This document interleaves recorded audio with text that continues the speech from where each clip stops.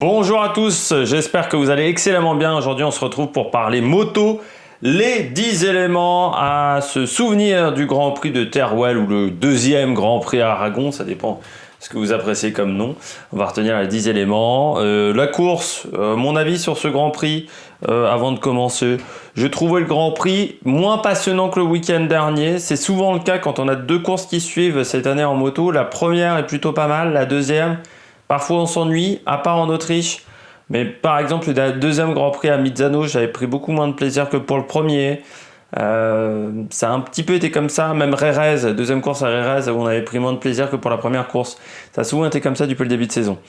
J'ai pris vraiment la meilleure chemise au monde, parce que je m'en aperçois que là, la caméra a un petit peu du mal avec cette chemise. Ça fait des petits traits dans tous les sens. On va débriefer tout de suite la course avec les 10 éléments à retenir du Grand Prix d'Aragon.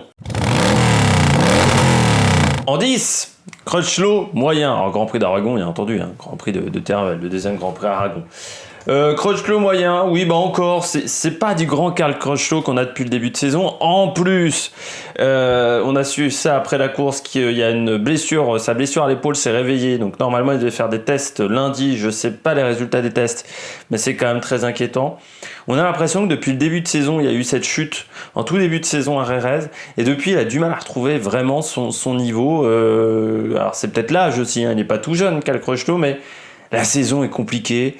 Il y a Nakagami qui est quand même fort face à lui. Nakagami, il a fait la pole. Certes, il chute lors du premier tour, mais on sent que ça lui met la pression. Vous avez aussi Alex Marquez. Le fait qu'il n'ait pas de contrat pour l'année prochaine, qu'il est aussi sur le carreau pour le moment, un petit peu comme Andrea Dovizioso. Tous ces éléments-là, alignés les uns avec les autres, font que depuis le début de saison, on n'a pas du grand Karl Crutchlow. On a un Karl Crutchlow qui n'est pas au niveau de d'habitude. C'est-à-dire que normalement, il était capable sur la saison de faire des coups d'éclat. Même sur ses pires saisons, il a réussi à faire des coups d'éclat où il était vraiment bien. Là, même cette année, il n'y a aucun coup d'éclat chez Karl. Il est 19e du championnat. Son meilleur résultat, c'est une 10e, une 8e place. Et depuis, c'est quand même compliqué. 8e place, c'était lors de la première course à Aragon. Il a fait encore une course qui est pas mauvaise en soi, mais qui n'est pas excellente. On attend mieux de Karl Crutchlow et on attend mieux surtout d'un pilote qui ne sait pas où il va aller l'année prochaine. Donc c'est sûr que là, très clairement, c'est quand même pas exceptionnel de sa part. Alex Marquez a enfin craqué. Et oui, on a enfin une chute d'Alex Marquez. Parce que c'est vrai que ça faisait quand même depuis 2 Grands Prix, on se disait, mais jusqu'où il est capable d'aller ? Est-ce qu'il y a vraiment eu un déblocage au point même que ça va être un prétendant pour le titre l'année prochaine ? Bon, il reste encore du travail pour Alex Marquez. Malgré tout, il fait encore un bon week-end. C'est pas un mauvais week-end pour Alex Marquez. Il y a une chute, il force un peu trop sur son pneu avant, à ce moment-là de la course. Parce qu'il a eu une bagarre intense avec Zarco auparavant aussi, et qu'il sait qu'il a perdu du temps face à Zarco. Il a même dit en interview après course qu'il avait trouvé que Johann Zarco n'avait pas été très intelligent. Il faut savoir que les deux ont leur course, les deux ont leurs objectifs différents. Zarco, il fait aussi sa course. Lui, son objectif, c'était de faire le bouchon, Zarco, parce qu'il savait qu'il n'avait pas un rythme de course si incroyable que ça, mais qu'il a des bons départs et une grosse vitesse de pointe avec son moteur. Donc il l'a fait avec ce qu'il avait. Non, Alex Marquez, il a enfin craqué, il va peut-être revenir à son niveau post-Le Mans. Peut-être pas quand même, parce que je pense qu'il a véritablement compris quelque chose dans cette moto, cette Honda. Peut-être qu'on a aussi travaillé énormément pour lui faciliter un petit peu la tâche, parce qu'on s'aperçoit que tous les pilotes Honda ont un peu plus de facilité. Nakagami, Crutchlow, Bradle, qui est également, je crois, qui est dans les points, je sais plus, il est 12e ou 13e, Bradle. Tous les pilotes Honda ont fait plutôt une bonne course ici du côté de Teruel, donc on a compris des éléments qui vont permettre de progresser, peut-être de permettre aussi à Marquez d'avoir une moto un peu plus facile à piloter. Marc Marquez, en parlant d'Alex Marquez, on va pouvoir parler de Marc Marquez, qui, la rumeur de la 3e opération est de plus en plus importante. On sait qu'il ne va pas rouler d'ici la fin de saison. Il va regretter d'avoir voulu revenir à Jerez. J'avais dit que c'était pas une bonne idée. Et j'avais peut-être pas tort. Parce que là, c'est vrai qu'aujourd'hui, physiquement, ça a été une erreur. Ça a été une erreur. Il y a eu le coup de sa porte vitrée. On a quand même des doutes sur le coup de sa porte vitrée. Ça fait partie des excuses de sportifs qu'on connaît. Ça me rappelle Sébastien Loeb qui avait dit « Non, Je me suis cassé le bras en faisant du VTT. Le VTT, il avait un moteur de 250 cm3, c'était une motocross. Quand il avait failli perdre le titre face à Marcus Grenoble, c'était 2007. Bah là, Marc Marquez, ça ressemble un petit peu à la même chose. Mais du côté d'Alex Marquez, il a enfin craqué. On va voir si ça va provoquer quelque chose, s'il va continuer quand même sur la lancée des précédentes courses, ou si ça va refaire un blocage dans son cerveau. 8. Espargaro malchanceux. Oui. Espargaro, malchanceux quand même sur ce week-end de course. Alex Espargaro, pas Paul. Encore un problème de fiabilité chez Aprilia. C'est toujours leur péché mignon quand même chez Aprilia. Ils ont toujours pas réussi à fiabiliser vraiment leur moto. Depuis leur retour, ça fait quand même quelques années, il n'y a jamais eu une moto très fiable. Alors, on se souvient des multiples casse moteurs. C'était Sam Lowe's à l'époque, qui avait beaucoup de casse moteurs, je crois me rappeler. Mais chez Aprilia, il y a déjà eu beaucoup de problèmes de stabilité au niveau des pilotes. Ça, on va pas se mentir, beaucoup de casse moteurs. Même cette année, je ne sais pas si vous vous souvenez des essais de pré-saison avant Jerez, où ils avaient cassé tous leurs moteurs en une séance d'essai. Donc ils ont des moteurs qui sont moins puissants que prévu pour toute la saison, pour qu'ils tiennent les moteurs. Et malgré tout, il y a quand même souvent d'autres problèmes mécaniques, des problèmes de frein, des problèmes de suspension, et puis pas mal de chutes également qui leur empêchent d'avoir du temps de roulage. C'est vrai que Bradley Smith tombe quand même très très régulièrement. C'est, je pense, l'un des pilotes qui tombe le plus cette année en moto. Alex Espargaro tombe aussi quelques fois. Et donc, il manque de temps de roulage pour acquérir des données qui sont importantes pour fiabiliser la moto, tout simplement. Avec des moyens, qu'il faut rappeler chez Aprilia, sont moins importants que dans d'autres équipes. Tu rajoutes ça, plus ça, bah oui. Mais c'est quand même dommageable d'avoir toujours des problèmes de fiabilité sur cette moto, de ne pas avoir réussi à les rattraper. Alors l'année dernière, ça a été un peu moins le cas, il faut le dire, avec Iannone et Espargaro. Là, cette année, on a de nouveau ce problème-là. Bon, c'est peut-être aussi le fait qu'Iannone puisse pas rouler et que ça les aide pas non plus énormément. Fabio, encore très moyen. Fabio Quartararo. Que dire du Grand Prix de Fabio? Il finit 8e, je crois me rappeler de tête. 8e, disons, je suis devenu belge. 8e avec 14 secondes, quasiment 15 secondes de retard sur son coéquipier. Ça fait un petit peu mal en plus. Et ça fait 3 week-ends d'affilée parce que déjà le précédent week-end n'avait pas été excellent.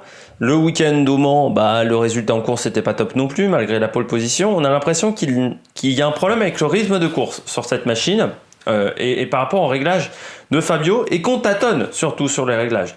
Là, on a changé la marque d'amortisseur, on a pris des médiums, on fait plein de choses différentes et pourtant ça ne marche pas. On tâtonne chez Petronas. Ça nous rappelle que cette équipe encore manque d'expérience par rapport au team officiel Yamaha. Ça nous rappelle également que la Yamaha est une moto très difficile depuis l'année dernière, que si vous changez énormément les réglages, il peut y avoir des problèmes, très clairement. Et du côté de Fabio Quartararo, mais comme du côté de Vignales, on a l'impression quand même, et même Morbidelli, parce que Morbidelli n'est pas très constant cette année, on a l'impression qu'on n'arrive pas à trouver des réglages, une base de réglage qui soit à peu près stable pour tous les circuits. Une base saine de réglage. On ne l'a pas chez Yamaha cette année. Et ce qui fait qu'on a des performances qui sont assez inégales, mais tous les pilotes ont connu des hauts et puis des gros bas, que ça soit Fabio, que ça soit Vignales, que ça soit Rossi, que ça soit Morbidelli. Et c'était déjà le cas l'année dernière.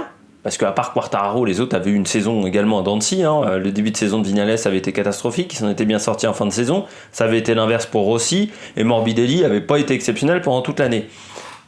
Mais on s'aperçoit quand même que cette moto est exigeante, et il va falloir réussir à faciliter son utilisation, à trouver un setup de base, tout simplement, qu'ils n'ont pas aujourd'hui. Parce que là, c'est vrai que Fabio, pour le titre, on peut être inquiet. Vu la manière dont on tâtonne aujourd'hui, je ne sais pas si vous avez vu cette séquence sur la grille de Canal+, où vous voyez Zarco et Quartararo qui discutent. Zarco, après les qualifs, il est sûr de son choix de pneus. Tu sens que Quartararo, Il hésite entre le soft, le médium, deux médiums, un médium, un soft. Enfin, il hésite énormément. Et c'est l'un des rares même qui est parti avec des médiums, Fabio. Et malgré tout, sur sa course, ça ne l'a absolument pas aidé. Il démarre difficilement, il perd des places au départ, et en fin de course, il n'avait pas un rythme supérieur à ses adversaires. Il se fait dépasser par Viñales en fin de course. C'est Alex Espargaro aussi qui l'avait dépassé à partir du 15e tour, un truc comme ça. Donc, parce qu'il était en bagarre avec Alex Espargaro quand Alex Espargaro a abandonné. Donc c'est vrai que du côté de Fabio, on se demande, oh les mecs, réagissez quoi. Vous jouez le titre. C'est maintenant, c'est pas dans 15 jours qu'il faudra trouver des solutions. Donc là, enfin c'est pas dans 3 semaines qu'il faudra trouver des solutions quand vous aurez 25 points de retard. C'est maintenant qu'il faut trouver des solutions et il va falloir bosser. Et c'est quand même incroyable, c'est que c'est quasiment la seule équipe qui n'a pas réussi à améliorer son niveau entre les deux courses. Avec Ducati. Et ça, c'est quand même assez inquiétant. On vient de parler de Ducati. Bon, on y retourne. Ducati encore en galère. Aucun pilote qualifié directement en Q1. En Q2, pardon. Ça, c'est quand même la loose. Un seul pilote qui va en Q2. C'est Johann Zarco, qui est techniquement sur une moto de l'année d'avant avec l'équipe Avintia, donc pas forcément le meilleur setup. Ce qui montre que Zarco travaille très très bien avec Avintia, qui a une bonne relation avec les ingénieurs aussi, parce qu'il arrive à faire évoluer ses résultats course après course, et surtout sur les doubles grands prix, sur les doubles meetings on va dire, il y a souvent des courses numéro 2 bien meilleures que les courses numéro 1, donc il travaille vraiment très très bien. Johann Zarco, il a un très bon rythme de course, il a trouvé vraiment des très très bons réglages au Mans, et depuis je pense qu'il arrive à faire des très très bonnes courses. Ça a encore été le cas ce week-end, mais on reviendra dessus. Mais Ducati, Dovizioso, il est plus dedans. Petrucci, une course sur 10 qui réussit, c'est quand même compliqué. Banaya, il est nulle part. Sur ce week-end-là, il était nulle part. Et déjà, au Grand Prix de France, c'était compliqué. Ça fait depuis 3 courses où il n'arrive même pas à choper les points, Banaya. Donc c'est très très inquiétant. Là, il a encore abandonné. Et puis Jack Miller, on reviendra sur Jack Miller après plus tard dans la vidéo, mais encore tombé. Et surtout, de toute manière, Jack Miller, qui est pourtant très très bon en rythme sur un tour lancé, il n'était pas qualifié quand même. La Ducati cette année est encore plus compliquée que la Ducati de l'année dernière, qui n'était déjà pas exceptionnelle. L'année dernière, déjà, j'avais dit, Ducati, faut réagir. Sur mon bilan de fin de saison, j'avais dit, la saison avait été quand même assez moyenne. Alors certes, Dovizioso avait été vice-champion du monde, mais si on regardait tous les résultats, ils avaient gagné peu de courses. Sur les circuits qui leur étaient fétiches, où normalement ils avaient une marche sur leurs adversaires, ça n'avait pas vraiment marché. Cette année, c'est même pas que ça n'a pas marché, c'est que c'est le néant. C'est le néant aujourd'hui chez Ducati. Dovizioso a gagné une course, Petrucci aussi, mais c'est quasiment des miracles. Sur leur circuit fétiche, Brno, pas dingue, même en Autriche, c'était pas incroyable non plus. C'est difficile à expliquer. Mizzano a quand même été très complexe. Même la Catalogne avec la grande ligne droite, tu te dis pourquoi ça marche pas encore. Et tu t'aperçois surtout que cette machine n'arrive pas du tout à évoluer encore au fil du temps. Ça avait déjà été le cas l'année dernière où ils avaient réussi à faire des bons résultats en début de saison et puis il y avait eu un trou noir pendant l'été qui avait été assez catastrophique quand Viñales était revenu au top. Eh bien eux, leur niveau n'arrêtait pas de décroître. Cette année, c'est un peu pareil, c'est-à-dire qu'Arerez, Andalousie, sur le Grand Prix d'Andalousie, le Grand Prix de République tchèque, ils arrivaient encore à s'en sortir. T'as l'impression que là, à Aragon, ça a été quand même la catastrophe. Le Grand Prix de France a presque été une exception, parce que depuis Misano, c'est quand même pas dingue ce que fait Ducati, et c'est inquiétant pour la suite de la saison. On espère qu'ils vont retrouver leur niveau. 5, je vais aller assez vite sur le 5 parce que je vois que je suis quand même déjà à 14 minutes de vidéo. Bon retour de KTM. J'avais annoncé la semaine dernière que KTM avait eu un Grand Prix décevant avec des motos qui n'avaient pas réussi à sortir du rythme. Et KTM, ça fait partie des équipes qui depuis le début de saison travaillent très très bien, je trouve. Enfin, des équipes ou des pilotes qui travaillent très très bien. Tech 3 fait la meilleure saison, je crois, en MotoGP depuis très très très longtemps. Avec un très bon pilote qui est comme Miguel Oliveira, ils vont regretter de le perdre, mais il est très très bon. L'année prochaine, ils ont Petrucci. On verra si Petrucci, mentalement, il est fort. Il a l'air d'avoir trouvé un petit peu du poil de la bête. Hein. Son Grand Prix au Mans lui a fait du bien. Sa victoire au Mans. Mais bon retour du KTM, parce que là les résultats, on a Paul Espargaro dans le top 4, on a Olivier à 6, vous avez Iker Lecuona à 9, très bon week-end d'Iker Lecuona, j'en ai pas trop parlé, il faut savoir que c'est un pilote dont je suis pas fan, et là il faut le dire, il a été bon, parce qu'il finit devant Petrucci par exemple, devant Dovizioso également. J'ai sorti, voilà, le seul qui s'est planté c'est Brad Binder, mais il partait encore un week-end compliqué pour Brad Binder qui a un pilotage un peu agressif, mais les 3 motos qui sont au bout, les 3 motos sont dans le top 10, et je peux vous dire que y a Yamaha qui fait ça et KTM, c'est les 2 seules marques qui réalisent ça sur ce week-end. Ça montre par rapport aux résultats de la semaine dernière, on était bien au-delà du top 10, très très loin en termes de temps, qu'ils ont énormément progressé, ils ont réussi à comprendre ce qu'il fallait faire pour améliorer la performance. Malgré tout, du côté de KTM, l'année prochaine, normalement, on ne devrait pas avoir des doubles meetings sur les mêmes circuits. Donc, à eux de réussir à être performants dès le départ. Mais de toute manière, cette KTM, elle a fait d'énormes progrès en termes de performance par rapport à l'année dernière. Ils ont trouvé des solutions à leurs problèmes de l'année dernière et on s'aperçoit qu'en très peu de temps, ils ont réussi à progresser en termes de rythme. KTM, il faut un peu penser à Renault en F1. Cette année, c'est vraiment une année où ils progressent, où il y a les premiers très gros résultats qui arrivent. Et l'année prochaine, ce qu'on attendra d'eux, c'est déjà la confirmation, mais surtout de la constance sur la saison. Réussir à avoir des très très bons résultats sur toute la saison pour pouvoir potentiellement jouer le titre. C'est l'objectif quand même de KTM. On arrive au bout de 4-5 saisons. Je ne sais plus, KTM, c'est 2016.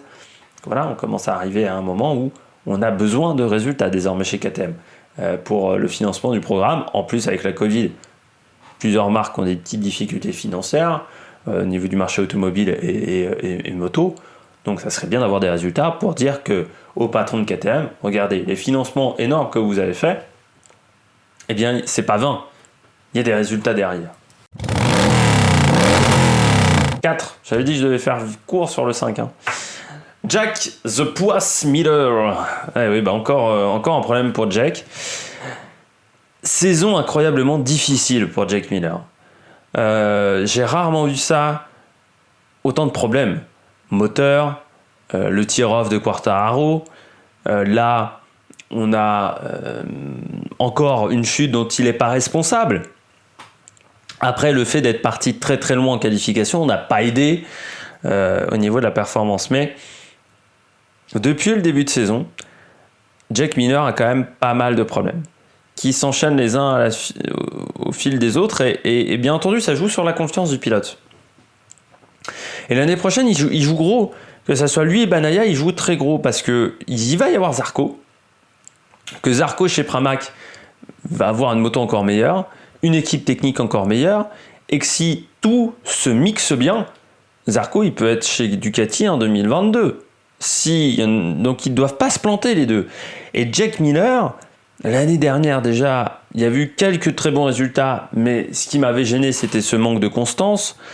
Là encore, c'est pas de sa faute tout le temps, mais quand on regarde ses résultats au championnat, il enchaîne le très bon et le très moyen. Il y a quand même 4 résultats blancs. Alors il y a 2 podiums, mais c'est court quand même 2 podiums pour un mec qui doit être la tête d'affiche de Ducati l'année prochaine. Donc il va falloir qu'il se reprenne un peu, qu'il finisse bien la saison, parce que finir en délicatesse sur une saison, je dis toujours, en sport mécanique, ça influe sur le travail de la saison hivernale. On l'a vu avec Alex Marquez, il avait fini pas en énorme confiance en Moto 2, quand il arrive en Moto GP, ça se ressent dans son pilotage. C'est arrivé pour plusieurs, même Zarco avait fini moyennement, parce qu'il avait été champion du monde, mais là aussi, en ayant fait une saison, son deuxième titre, la saison n'avait pas été incroyable, ça a joué sur sa confiance après. Alors que des pilotes qui finissent fort un championnat, et qui commencent ensuite la saison d'après, peuvent parfois commencer la saison d'après au top. Ça avait été le cas de Petrucci, qui avait plutôt bien fini. Brad Binder, cette année, c'est un cas assez marquant. Johan Mir, qui a très très bien fini l'année dernière aussi, et qui a fait du très très bon travail cet hiver. Donc voilà, c'est des éléments qu'il faut pas négliger aujourd'hui. Et mal finir sa saison, comme ce qui est en train de se passer pour Jack Miller, ça a forcément un impact sur l'année d'après. Donc il faut vraiment améliorer tout ça. Johan Zarco, au top. Encore une fois, il a fait une très très bonne... il fait quand même une bonne année, même s'il y a des... Au championnat, on le voit pas vraiment parce qu'il est quand même assez loin, mais je rappelle qu'il est avec Avintia, un pilote qui est 14e du championnat du monde. Avec Avintia, il n'y en a pas eu beaucoup. Il y a eu beaucoup de résultats blancs, il y a eu quelques erreurs de sa part, mais par rapport à ce qu'il nous a fait l'année dernière chez KTM, il y a un monde. On s'attendait quand même pas à ce qu'il fasse aussi bien avec Avintia. Est-ce qu'il y a un podium? Est-ce qu'il y a des top 5? Ça manque encore de constance. Mais il n'est pas dans un team qui peut lui permettre ça. Son objectif cette année, c'était de réussir à marquer les esprits. Il l'a fait. Maintenant, sur cette dernière partie de saison, s'il y avait la constance dans les résultats, ça serait pas mal. Mais déjà, on voit en Aragon, au Mans, les résultats sur les 3 dernières courses ont été plutôt constants. Si ça peut continuer du côté de Valence, qui est un circuit qu'il avait effectué l'année dernière avec la Honda, ça va peut-être l'aider aussi, parce qu'il a des repères en termes de performance un peu meilleurs que ce qu'il avait avec la KTM. Surtout, il faut se rappeler en plus qu'Aragon l'année dernière, il l'avait pas fait avec KTM. Je crois me rappeler. Il n'était plus là en moto, donc c'est les quelques courses qu'il a manqué, donc ça joue aussi sur les réglages, parce qu'il était allé il y a 2 ans. Donc voilà, c'était les réglages de la Yamaha il y a 2 ans, mais il y a quand même un gap de performance. Donc, et puis la mémoire n'est pas toujours aussi bonne. Donc c'est vrai que là, Zarco, il arrive à Valence, c'est un circuit qu'il maîtrise. Il y aura Portimao, mais là, personne ne connaît Portimao. Mais il peut très bien finir. Ça serait bien, il n'est pas si loin de ça du top 10, ça serait bien d'intégrer le top 10. Suzuki, encore quasiment 100%. Il rate la victoire, mais encore des très très bons résultats. Rins, Mir fait encore le podium, Rins est encore sur le podium aussi. Ils ont fait un très très bon week-end à Motorland. Ils ont montré que, premièrement, ils avaient un très très bon châssis qui tourne extrêmement bien, mais ils ont également un beau moteur. Parce que Yamaha l'année dernière, en comparaison avec Yamaha, ils ont un meilleur moteur. Ils ont fait un gros travail, je trouve, moteur, pendant l'intersaison. Ça se voit peut-être moins qu'Aprilia, KTM, mais ils ont fait un très gros travail. Parce qu'on s'aperçoit qu'avec leurs 4 en ligne, ils sont bien meilleurs que ce que fait Yamaha. Et en plus, ils arrivent à avoir une moto peut-être depuis quelques courses constante. Ils n'ont pas fait un très grand début de saison, surtout Alex Rins, mais ça fait depuis, je dirais, la Catalogne, où ils arrivent à être... même Mizano, c'était déjà pas mal. Hein. Même en Styrie, je vois Johan Mir. Alex Rins, oui, c'est à peu près pareil. Il y a le Grand Prix de France pour Alex Rins où il a été en difficulté, sa chute, et qui fait que il n'est pas en mesure pour le moment de se battre pour le titre. Parce que s'il avait marqué les 20 points ou les 15 points lors de ce Grand Prix-là, bon, il serait à 120 points, il serait devant Vignales. Là, il est 6e du championnat. Mais Suzuki fait quand même une très très belle saison. Après, on verra pour Johan Mir. Est-ce que ça sera le champion du monde sans victoire? Ce qui est un petit peu frustrant, quand même, d'être champion du monde sans victoire, ou est-ce qu'il ratera le titre? Mais même s'il rate le titre, ça sera déjà une très très bonne saison pour lui par rapport à l'année dernière. Et il sera en évolution par rapport à sa saison précédente. Alors que Quartararo, s'il a le titre, il y aura quand même beaucoup de choses à redire sur sa saison. Mir, il n'y aura pas grand-chose à redire sur sa saison. Le top du top aujourd'hui, l'élément, si on devait retenir qu'un seul élément, Morbidelli, encore très costaud. Morbidelli, quand il est bien avec sa moto, quand il est performant, il est intouchable. À Mizano déjà, personne n'avait pu le revoir. Là, c'est encore un Grand Prix un petit peu similaire. Il gagne avec 2 secondes 2 sur Alex Rins, mais Alex Rins n'a jamais été en mesure d'aller chercher Franco Morbidelli. Ce qui manque encore à Franco Morbidelli, même si il est qu'à 25 points, hein, donc c'est pas si énorme que ça par rapport à Johan Mir. C'est une victoire, il reste 3 courses, 75 points à prendre, c'est toujours rattrapable. Mais ce qui manque à Morbidelli, c'est de la constance. C'est sur cela qu'il va devoir travailler pour l'année prochaine. Il y a eu des bons résultats cette année, un podium à Brno, 2 victoires, mais il y a aussi 3 résultats blancs. Au Mans, la première course en Autriche et la deuxième course de Jerez. Et c'est là-dessus sur quoi il doit travailler. C'est sur son niveau de constance. Même on se souvient, la deuxième course à Misano, il fait 7e. Non, il fait 9e, pardon, la deuxième course à Misano. À lui de progresser. Mais quand il arrivera au top, il sera très clairement difficile à atteindre, le pilote italien. On fait un petit point sur les classements, rapidement pour finir cette vidéo qui est un petit peu longue. Joan Mir, donc 137 points devant Quartararo. L'écart est quand même désormais de 14 points. On retrouve ensuite Viñales qui est à 5 points de Quartararo et Franco Morbidelli qui est à 25 points. Ensuite Dovizioso, Alex Rins. Le deuxième peloton toujours emmené par Nakagami devant Espargaro, Jack Miller, Miguel Oliveira. Et puis Johan Zarco a gagné une place, il passe devant Valentino Rossi. Et puis tous les pilotes ont marqué des points désormais au championnat. Tito Rabat qui est le dernier, on va dire, des pilotes qui a fait toute la saison avec 22e avec 10 points, pardon, je vais y arriver. Du côté du classement par équipe, Suzuki en tête avec 7 points d'avance sur le team Petronas. On retrouve ensuite Ducati, Yamaha, KTM, Pramac, Tech 3 8e, Honda 9e et puis Avintia 10 devant toujours Aprilia dernier au championnat. Un peu du mal du côté d'Aprilia, mais le 0 pointé de Pramac fait mal également à l'équipe italienne pour le titre de meilleur indépendant, même s'ils ont maintenant plus de 100 points de retard sur Petronas. Donc pour le team de meilleur indépendant, ça va être un petit peu compliqué. J'espère que vous avez aimé cette vidéo. Si vous avez aimé cette vidéo, n'hésitez pas à mettre un pouce bleu, n'hésitez pas à réagir dans les commentaires si vous êtes pas d'accord avec moi sur les éléments à retenir de ce Grand Prix. Si vous pensez qu'il y avait d'autres éléments à retenir sur cette course, n'hésitez pas à vous abonner, à mettre la petite cloche, à mettre également un pouce bleu. Et puis nous, on se retrouve pour de nouvelles aventures sur la Mac Production. Ciao, ciao!